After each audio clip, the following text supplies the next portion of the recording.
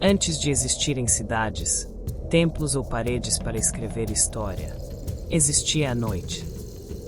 E no silêncio da pré-história, o ser humano aprendeu sua primeira lição. O medo era um aviso. Um galho quebrando poderia ser um predador. Um vento forte poderia anunciar tempestade. Um céu vermelho podia significar morte. O medo foi o primeiro professor da humanidade. E foi por causa dele que corremos, fugimos, escalamos, inventamos ferramentas, fizemos fogo. Sem o medo, talvez a nossa espécie nem estivesse aqui. Mas naquela época, o medo existia para proteger. Hoje, já não sabemos mais de quem ele protege, ou quem ele serve.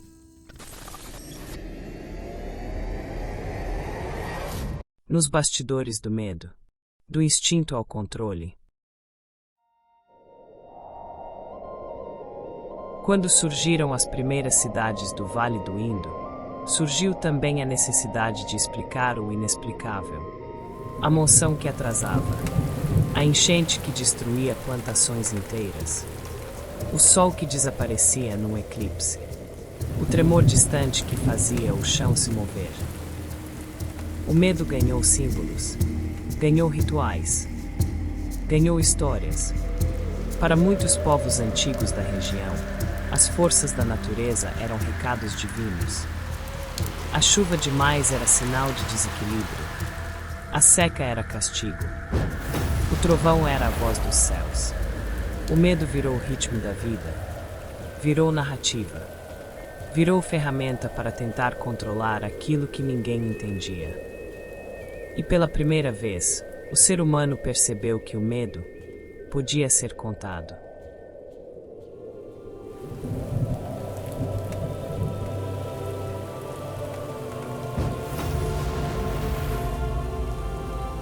Durante a Idade Média, o medo deixou de ser mito e se tornou lei. O medo do inferno, da peste, das bruxas, dos demônios. O medo do julgamento de Deus. O medo da espada do rei. Era um mundo onde a dúvida era pecado e a obediência garantia sobrevivência. O medo organizava a sociedade, limitava escolhas, determinava quem vivia, quem morria, quem obedecia. A escuridão não estava apenas nas ruas estreitas. Estava dentro da mente das pessoas. O medo virou instituição.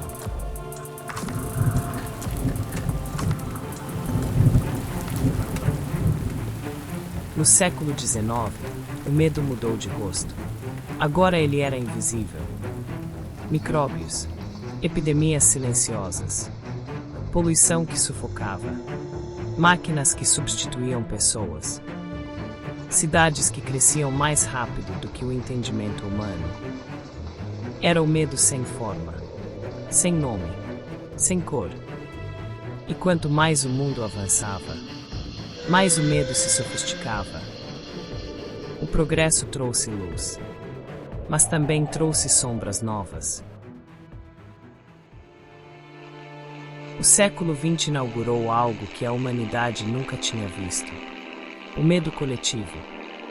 Sirenas de guerra, propagandas políticas, rádios anunciando bombas, televisões transmitindo o fim. O imaginário de toda uma geração foi moldado pela possibilidade constante da destruição. Bastava apertar um botão e o mundo acabava.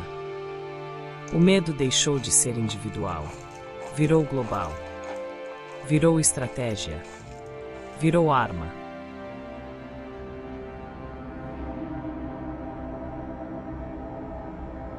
Hoje, o medo não ruge como um predador, não marcha como um exército, não aparece nos céus como um sinal divino. O medo de hoje é silencioso. É o medo da falha, da solidão, da escassez, da instabilidade, do futuro que ninguém consegue prever. É o medo da vida real, das contas, das expectativas, das pressões invisíveis que esmagam sem fazer barulho. É um medo que ninguém confessa, mas todo mundo sente.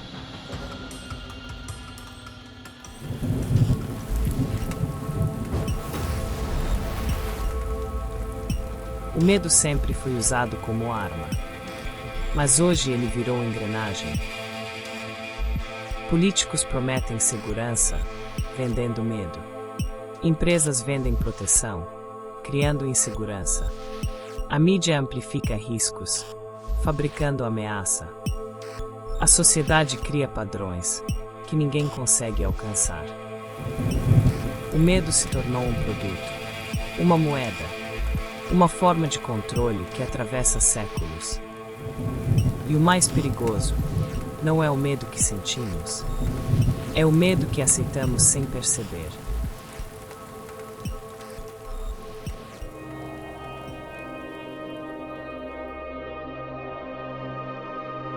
Ninguém sabe o futuro. E talvez seja isso que mais assustou a humanidade em toda a sua história. Mudanças climáticas, crises que ainda não chegaram, descobertas que podem virar problemas, o desconhecido que se aproxima devagar. Quanto mais sabemos, mais percebemos tudo que ainda não entendemos. E talvez o medo do futuro seja, na verdade, o medo de nós mesmos.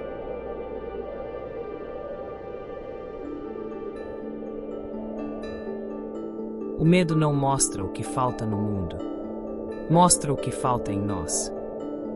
O medo revela o que protegemos, o que evitamos, o que desejamos, o que recusamos enxergar.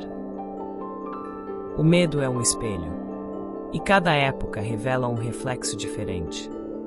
Talvez o verdadeiro problema nunca tenha sido o medo, mas o que fazemos com ele. Porque no fim, o medo só existe onde existe algo que importa. E talvez essa seja a parte mais humana de todas.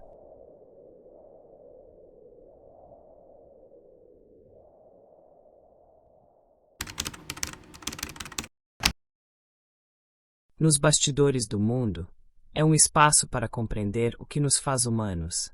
As ideias, emoções e histórias que moldam quem somos. Se essa reflexão te tocou, te convido a explorar outros conteúdos do canal. Curta, inscreva-se e compartilhe. Assim juntos podemos continuar iluminando o que há por trás de nossa história.